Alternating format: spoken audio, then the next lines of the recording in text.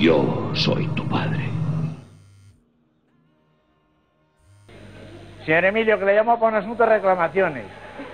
Que de los 6 cañones que mandaron ayer, vienen 2 sin agujero. Pues estamos disparando con la bala por fuera. O sea, al mismo tiempo que una pieza de gatillo, otro corre con la bala. Que se cansa y la suelta. Y no sabemos dónde, como no vuelven,